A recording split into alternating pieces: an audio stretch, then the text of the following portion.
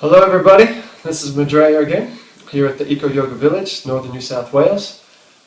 Today we're doing the third part on Buddhism. We will look at the Four Noble Truths today. So the Four Noble Truths of Buddhism are, you could say, the core tenets. And they are dukkha. Dukkha literally means suffering, so the knowledge that we are all suffering. Samudaya, the cause of suffering. Nirodha, to know the cessation of suffering. And the final is called magga. What is the path to actually achieve the cessation of suffering? So the first noble truth is dukkha. And that we spoke a little bit about that in part one. Basically the idea is just to appreciate that somehow this dimension of reality here on the earth for us, there is a little poison pill. There's a little inescapable truth that seems to exist here. That is that there's suffering. There's undesirable things here for all of us, seemingly unavoidable, at least in this sphere. So Buddha taught that to appreciate that, to muse on that, to contemplate that, to understand that there's something not perfect here. Something that gives us a clue that perhaps there's a journey to be made.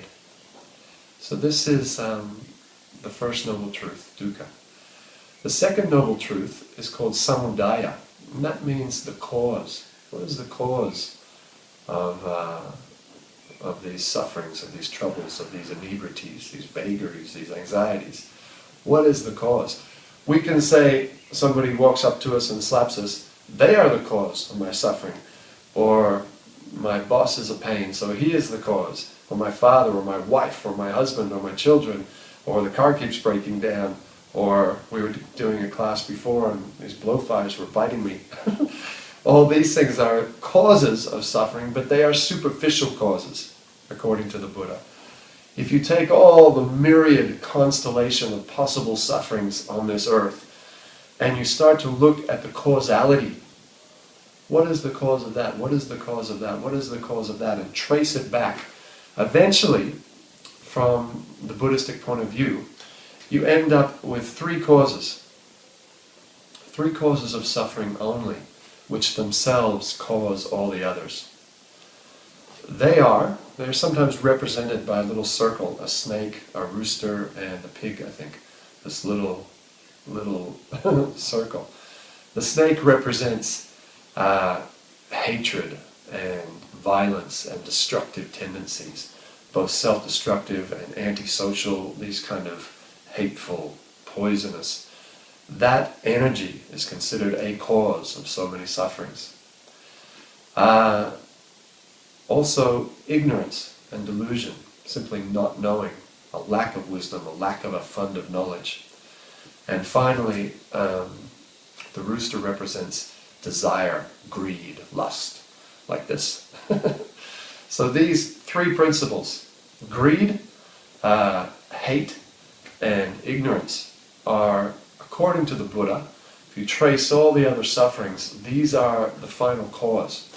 And in Buddhism, it is interesting to note that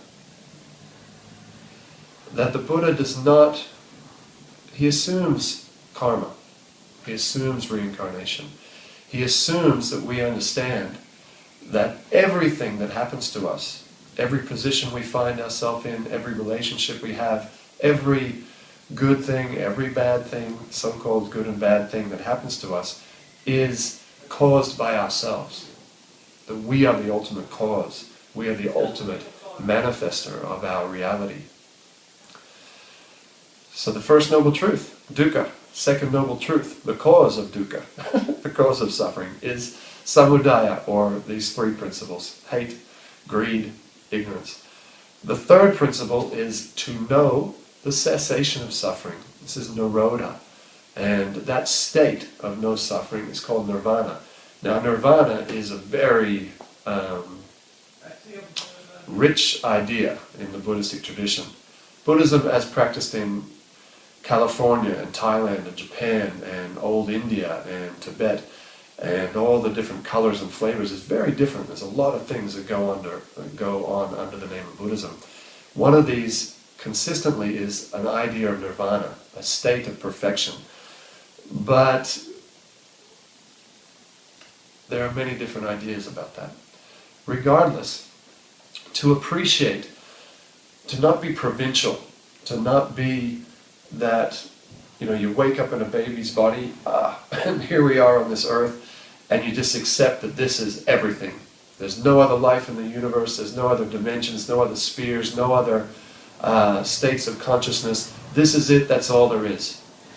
To think like that is against the core tenets of Buddhism. To understand that the universe is as broad as consciousness is broad. As many states of consciousness as there are, that's how large the universe is, to suit those states. Whether in a hellish sphere, or a middle sphere, or a heavenly sphere, or all different types of states of being. When one appreciates that, one may appreciate that there may be a situation, a state of being, a bhava, a place where there is no suffering. So to know that, to appreciate that, to understand that there is a place like that, there is a state like that, of no suffering at all, is the third noble truth of Buddhism. To know the cessation of suffering. And the fourth noble truth, which we will explain in detail in our final part on Buddhism, is Magga, path. Magga, you can even go to India now and you'll see many places, Mahatma Gandhi Marg, Bhaktisiddhanta Marg, like that. It just means path or road, just like the way we have a street sign. So they still use that word, Magga. So the path. The fourth noble truth is to understand the path.